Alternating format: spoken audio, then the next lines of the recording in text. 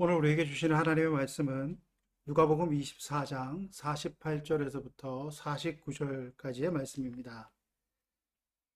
너희는 이 모든 일의 증인이라. 볼지어다 내가 내 아버지께서 약속하신 것을 너희에게 보내리니 너희는 위로부터 능력으로 입혀질 때까지 이 성에 머물라 하시니라. 아멘.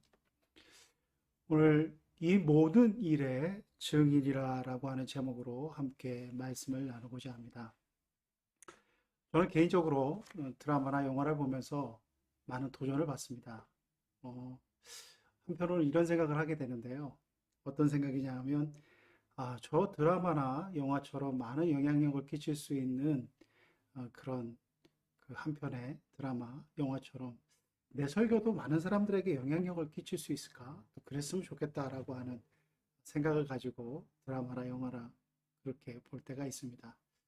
그런데 그 드라마나 영화를 보면서 많은 것들을 느끼기도 하지만 한편으로는 드라마나 영화가 줄 수 없는 그 감동의 것들을 우리가 생각해 보는 그런 계기도 가지게 됩니다. 즉, 그것은 살아있는 증언, 또 살아있는 어떤 그 교제를 통하여서 느끼는 그것에서 오는 감격과 기쁨을 통해서 맛보는 그런 것들을 통해서 정말 드라마나 영화와는 다른 뭔가 실생활의 관계 속에서 느껴지는 것들이 훨씬 더 영향력이 크구나라고 하는 것을 느껴볼 때가 있습니다. 제가 왜 이 말씀을 드리냐 하면 사실 제가 그 최근에 여러분도 아시는 분도 계시리라 생각이 되는데 그 파친코라고 하는 그 애플 TV에서 하는 드라마를 보면서 느낀 바가 참 많습니다. 이 파친코라고 하는 드라마는 1913년, 15년 그 어간에서부터 1990년대까지의 그 일제강점기 이후에 또 그 삶을 살아가는 그 이민에 걸쳐서 살아가는 일본에서 자이니치라고 하는 한국인으로 살아가는 그 이민 세대들의 그 삶을 어떤 4대에 걸쳐서 이루어지는 그 삶의 과정 속에서 엮어내는 많은 이야기들을 전하고 있는데요.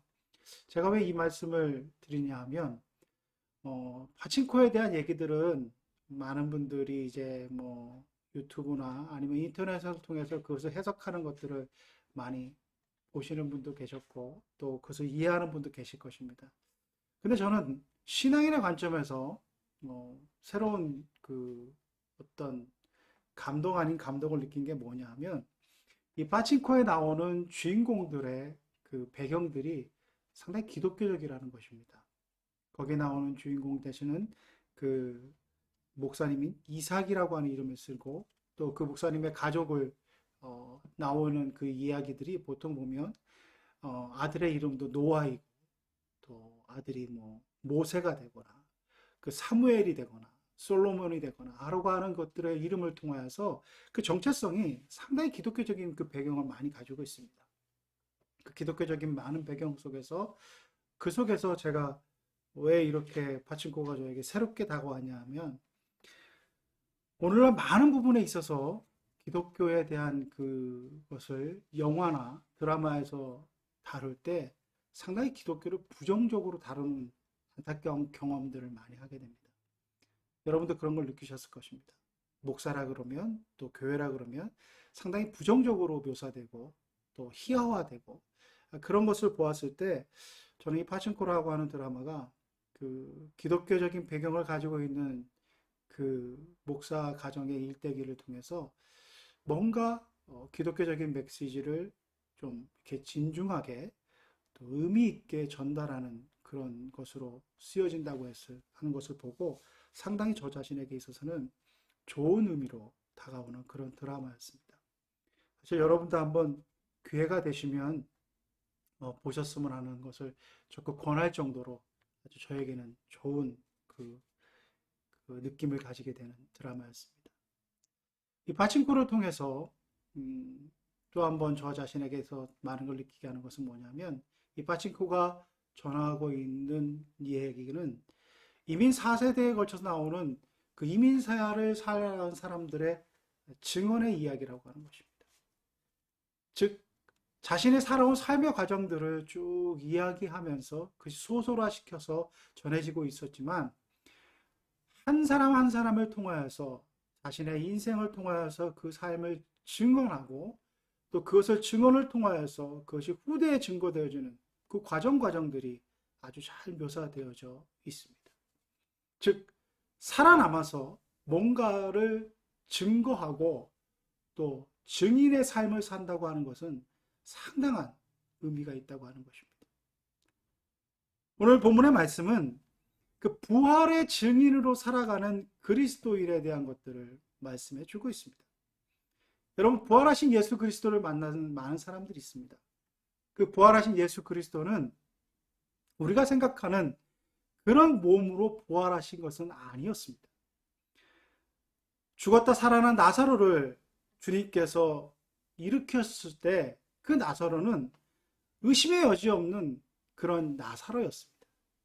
그러나 죽음의 권세를 이기시고 살아나신 예수님의 부활체의 모습은 우리가 생각하는 것과 많이 달랐습니다. 그래서 오늘 본문의 말씀 읽지는 않았지만 누가복음 24장 전편에 나와 있는 말씀들을 보면 엠마오로 가는 두 제자에게 예수님이 나타나셨을 때 그 제자들은 엠마오로 가는 길 동안 예수님을 처음에는 알아보지 못했습니다. 그리고 24장 그 다음에 나오는 12제자에게 나타나셨을 때도 예수님께서 나타나셨을 때 12제자들은 예수님을 영으로 생각했다 이렇게 표현하고 있습니다. 즉 유령으로 귀신으로 여겼다는 것입니다. 그래서 예수님께서 그것을 불식시키기 위해서 생선을 가져오라 하시고 같이 식사하시고 내가 똑같은 너희들과 같은 육신을 가졌다라고 하는 것을 보여주셨습니다. 또 요한복음 20장의 말씀을 보시면 예수님께서 도마에게 나타나고 제자들에게 나타나셨을 때 부활하신 후 8일가 지났을 때 물을 그냥 통과해서 나타나십니다. 즉 사람의 몸을 가졌을 때는 도저히 상상할 수 없는, 우리가 쉽게 생각하면 유령이라 할 수 있을 것 같은 그런 것처럼 뭔가 우리가 가지고 있는 그런 육신과는 다른 부활체로서의 모습을 분명히 보여주고 계시다고 하는 것을 성서는 기록해주고 있습니다. 여기에서 우리가 예수님의 부활을 바라보고 또 증인된 삶이 어떠해야 되는가 하는 것들을 한번 생각해보는 계기를 우리가 맞이하게 된다고 하는 것입니다. 예수님께서 정말로 많은 사람들에게 나타내 보이시고 제자들에게도 보이셨지만 아주 센세이션하게 정말로 내가 이 세상에 온 메시아이며 이 세상에 온 구원자라고 하는 것을 아주 간단하게 정말 보여줄 수 있는 방법이 있었다고 한다면 저는 아마 예수님을 못 박아 죽였던 헤롯에게 나타나고 또 빌라도에게 나타나고 또 대제사장에게 나타났다고 한다면 좀 속된 표현이 될 수 있을지 모르지만 게임 끝이라고 생각합니다. 당시에 권력을 가진 자들, 당시에 주도권을 쥘 수 있고 여론을 형성할 수 있는 그들에게 나타났다고 하신다면 그것은 한 번에 해결되는 문제 아니었겠습니까? 그러면 뭐 예수님이 메시아라는 사실, 예수님이 우리를 구원해 주러 오셨다고 하는 사실은 이론의 여지 없이 많은 사람들에게 하루아침에 전파되어지고 그것이 공인되어졌을 것입니다. 그러나 예수님은 그런 방법을 쓰지 않으셨다고 하는 것을 말씀 우리에게 증거해 주고 계십니다. 예수님의 부활체라고 하는 것은 우리가 어떤 사건을 하나의 이벤트로 봤을 때 보여줄 수 있는 그런 모습으로 우리에게 보여주시지 않았다고 하는 것입니다. 예수님이 우리와 똑같은 몸으로 짜잔 하고 나타나셔서 빌라도에게, 헤롯에게, 대제사장들에 나타났다고 한다면 이례적 사건으로서는 많은 사람들에게 엄청난 임팩트를 줄 수 있는 그런 사건이 있었을 것입니다. 그러나 예수님은 그것을 원치 않으셨습니다. 예수님의 부활 이후의 과정들을 보면 예수님은 자신의 부활의 그 모습을 신앙의 관점에서 그것을 받아들이고 그것을 이해하고 그것을 깨달아가는 과정을 통하여서 눈이 밝아져서 이분이 우리에게 오신 예수님이시구나, 이분이 메시아시구나 라고 하는 것을 깨닫게 되는 과정들을 제자들에게 보여주시고 주변의 사람들에게 보여주시는 그런 것들을 우리에게 말씀은 기록해 주고 있습니다. 엠마오로 가는 두 제자에게 예수님이 나타나셨을 때 처음에는 그들이 예수님인 줄을 몰랐습니다. 그런데 그들에게 예수님께서 그간의 과정들을 말씀을 풀어서 쭉 설명하는 과정들을 통해서 두 제자로 가는, 엠마오로 가는 두 제자의 마음 가운데 마지막에 이렇게 고백합니다. 점점 마음이 뜨거워져서 깨달음을 얻어서 그가 예수님인 걸 알게 되고, 예수님의 제자들 또한 마찬가지입니다.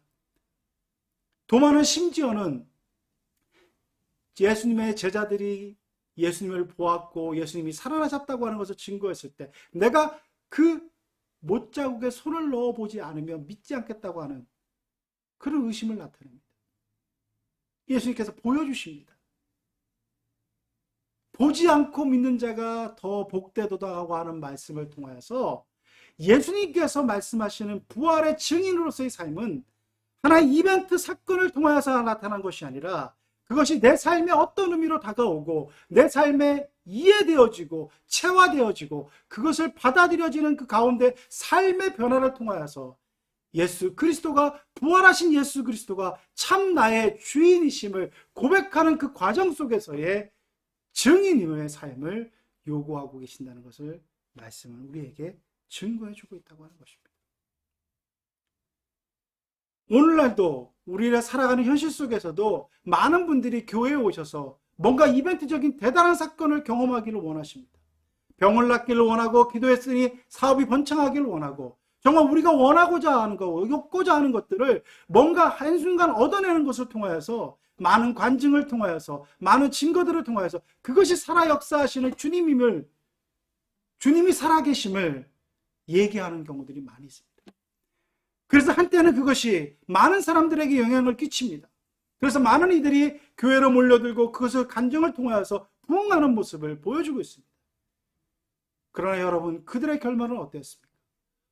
오늘 교회의 역사를 통하여서도 그들의 삶의 과정들을 추적해보면 그것은 결코 건전한 방식으로 교회가 발전하지 못함을 우리에게 보여주고 있습니다. 주님이 우리에게 오셨고 주님이 우리와 함께 하신다고 하는 것은 날마다의 사건의 어떤 기이한 모습이 아니라 나의 믿음의 고백을 통하여서, 나의 신앙의 삶의 변화를 통하여서 증거되어져야지, 그것은 하나의 사건의 어떤 놀라운 것을 고백하고 그것을 증거한다고 해서 한순간에 이루어질 수 있는 일이 아님을 말씀은 우리에게 증거해 주고 계시다고 하는 것입니다. 그 실마리가 여기에 나와 있습니다. 49절 말씀에 이렇게 말씀하고 있습니다. 볼지어다 내가 내 아버지께서 약속하신 것을 너희에게 보내리니 너희는 위로부터 능력을 입을 때까지 이 성에 머물라 하시니라, 이렇게 말씀하고 계십니다. 너희가 놀라운 기적을 보았다. 아주 센세이션하고 엄청난 영향력을 끼칠 수 있는 사건을 목도하였다. 그래서 나가서 증거하라, 이렇게 말씀하지 않습니다. 하늘로부터 너희에게 약속하신 것을 너희에게 줄 것이다. 바로 성령을 말씀하시는 것 아닙니까? 우리가 증인으로의 삶을 살 수 있는 것은 나의 능력, 내가 본 것을 내 능력으로 증거하는 것이 아니라 성령의 능력을 덧입고 또 그 은혜 안에서 그것을 감당했을 때 우리는 온전한 증인의 삶을 살 수 있음을 오늘 본문의 말씀 우리에게 가르쳐주고 있다고 하는 것입니다.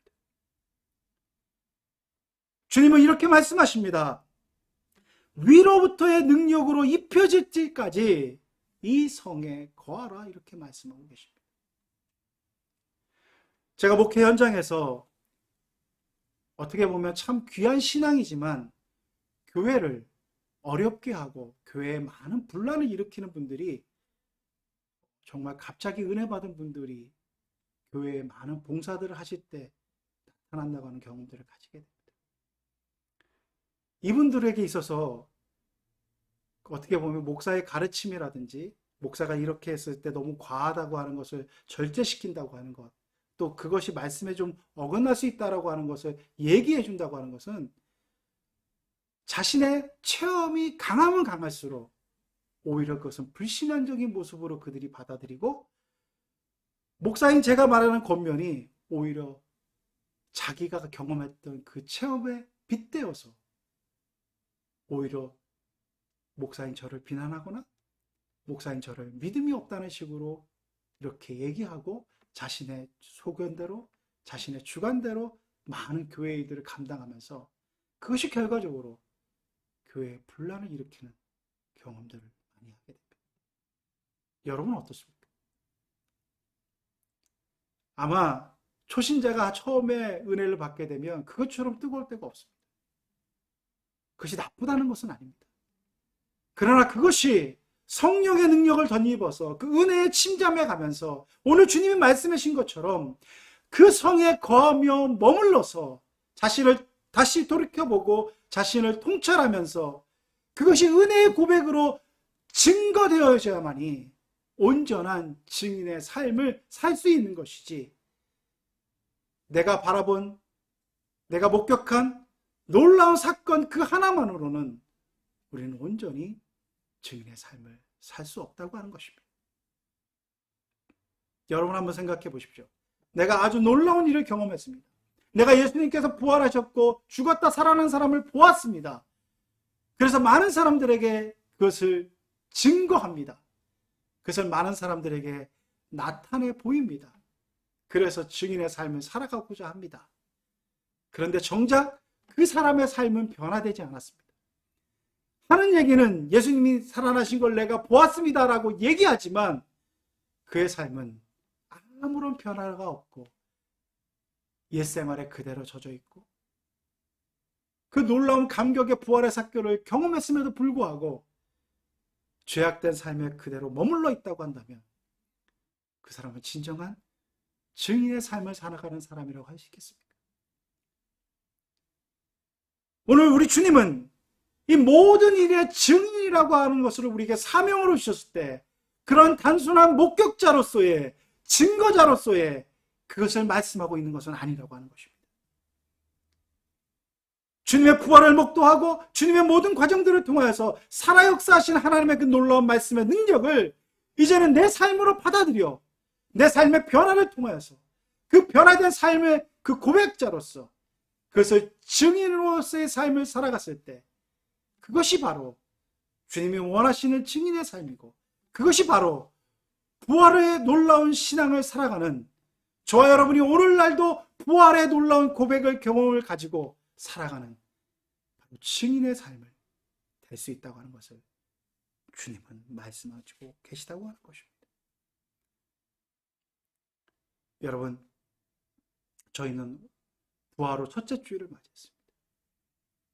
단순히 목격자로서의 그 부활의 증인이 아니라 하루하루 삶을 살아가면서 내 안에 죽을 수밖에 없는 상황, 내 안에 견딜 수 없는 그 상황 속에서 나를 부활시켜 주시고 나를 살려주시고 나를 일으켜 세워주신 그 주님의 놀라우신 그 부활의 체험이 날마다 고백되어지고 그것이 증거되어져야만이 우리는 참으로 증인의 삶을 살아갈 수 있는 것입니다. 내가 옛날에 내가 초신자 때 내가 은혜 많았을 때 은혜 정말 뜨겁게 받았을 때 그 옛날의 일이 아니라 오늘 나의 삶 가운데 부활의 주님으로 다가오신 그 주님을 만난 감격의 고백이 있을 때 하루하루의 삶이 그러했을 때 우리는 진정한 증인의 삶을 살아갈 수 있다고 하는 것입니다. 진정한 증인의 삶을 살아가는 데 있어서 구체적으로 가면 과연 그러면 우리는 무엇을 해야 될까요?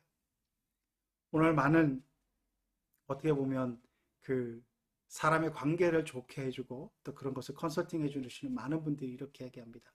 사람의 관계에 있어서 얘기하고 있는데 그것을 좋게 하고 그것을 아주 부드럽게 하는 데 있어서 유익한 방법으로서 감사의 조건들을 한번 기록해 보십시오라고 하는 그런 방법론들 이것들을 제시하는 분들을 제가 보았습니다.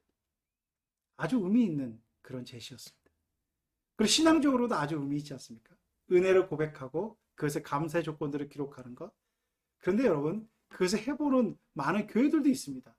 그래서 감사 노트라고 하는 것을 기록하고도 있고 하는 것들도 있지만 어떻게 보면 자기적으로 내가 감사의 조건들을 하루하루 매일 기록해야 된다고 하는 것, 그것 자체가 오히려 감사의 그 고백을 약화시킵니다. 그것이 부담이 됨으로 말미암아 이것은 감사를 위한 감사를 찾는 것이지 그것 가운데 진정한 감사를 잃어버리게 될 수 있다고 하는 것입니다.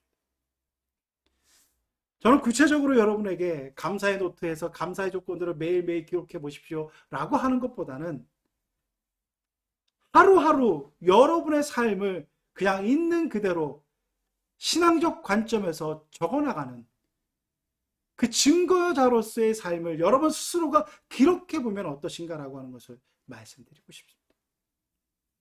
제 자신은 이것을 해보고 있습니다. 하루하루 감사의 조건을 일부러 찾아가는 것이 아니라 내 생활 속에서 일어나는 일들 속에서 느껴지는 불안, 또 불만, 두려움, 이것을 하루하루 기록해 나가는 것입니다. 그 가운데 감사의 조건이 있으면 감사의 조건이 있고, 그런 것들을 기록해 나가는 과정 속에서 그것을 통하여서 내 자신을 객관적으로 통찰해 볼 수도 있고, 나 자신을 객관화시키는 말미암아 나의 하루하루의 삶 가운데 세미하게 임재하시는 하나님의 놀라운 능력들을 그것을 다시 한번 반추해보면 깊이 깨달을 수 있는 그 은혜가 발견되어진다는 것을 저는 경험해보게 되었습니다. 여러분, 하루하루의 증인의 삶을 살아가는 데 있어서 여러분이 구체적으로 살아가는 그 과정들 속에서 뭔가 내가 그 안에서 은혜를 찾고자 노력하시는 그 모습도 귀할 수 있지만 내 과정의 삶을 자연스럽게 기록하고 그 과정 속에서 나를 객관화시켜 보는 말미암아 하나님이 나를 이렇게까지 인도해 주시고 하나님이 나를 이렇게까지 보호해 주셨음을 여러분 스스로가 깨닫게 되신다고 한다면 그 안에서 느껴지는 말로 다 할 수 없는 감격과 기쁨과 확신은 그것은 경험해보지 않은 사람은 그 확신과 그 감격과 기쁨이 있을 때 우리는 부활의 증인으로서 하루하루를 살아갈 수 있게 되는 것입니다. 부활의 주님을 만나시고 부활의 기쁨 가운데 살아가시는 여러분, 오늘 우리 주님께서 이렇게 말씀하고 계십니다. 저와 여러분을 이 모든 일에 증인으로 부르셨습니다. 하루하루의 삶 가운데 부활의 주님을 증거하는 증인으로서의 삶을 살아가는 우리 모두가 될 수 있기를 간절히 바랍니다. 함께 기도드리겠습니다. 사랑의 아버지 하나님, 참으로 부족하지만 부활하신 주님을 만나게 해주시고 그 부활하신 주님을 믿는 믿음 가운데 하루하루를 살아갈 수 있는 그 믿음의 사람으로 불러주심을 감사를 드립니다. 아버지 하나님, 오늘 말씀을 통하여서 부활의 증인으로 살아가라고 우리에게 주신 그 사명을 감당하기에 부족함이 없도록 주님 날마다의 삶 가운데 그 부활의 감격과 기쁨이 있게 해주시고 그 감격과 기쁨 속에서 세상의 많은 유혹과 어려움들을 능히 이겨나가는 우리 모두의 삶이 될 수 있도록 주여 역사하여 주시옵소서. 우리가 쓰러질 때도 있습니다. 넘어질 때도 있습니다. 좌절할 때도 있습니다. 그러나 그 부활하신 주님이 주시는 그 담대한 믿음의 고백, 신앙의 확신을 통하여서 그 모든 것들을 승리해 나가는 모두가 될 수 있도록 주님 인도하여 주옵소서. 모든 것 우리 구주 예수 그리스도 이름으로 간절히 기도드리옵나이다.